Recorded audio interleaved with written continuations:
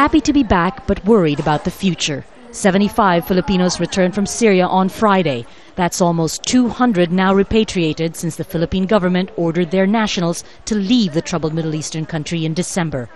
Most of the migrants are women who worked as domestics and earned no more than $200 a month to support their families back home.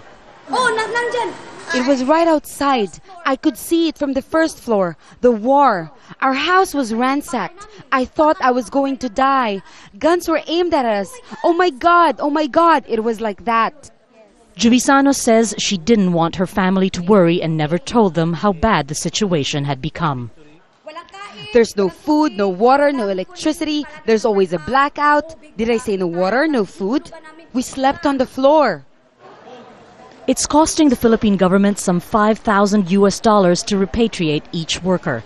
Officials say the hardest part has been negotiating a termination fee with employers. An exit visa is then arranged and various other legal fees to be paid. But thousands of others are choosing to stay in Syria, worried about being unemployed in the Philippines. Although concerned for the migrant workers over events in Syria, the Philippine government says it cannot force any of those workers to come home. Officials here in Manila say they're working very closely with the Syrian government to protect the Filipinos who are there at the moment, and that overall, any repatriation shouldn't affect the relationship between the two countries. These countries there are happy that we have Filipino workers helping them in their economic development.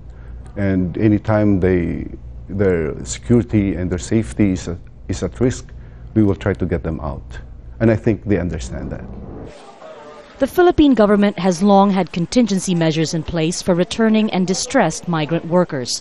A reintegration center helps them find work locally or set up a small business of their own. The goal is to show the workers they don't have to leave home to find opportunities. But it may not be so easy to convince these new arrivals to stay put.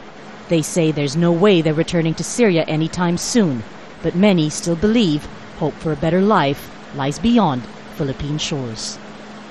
Marga Ortigas, Al Jazeera, Manila.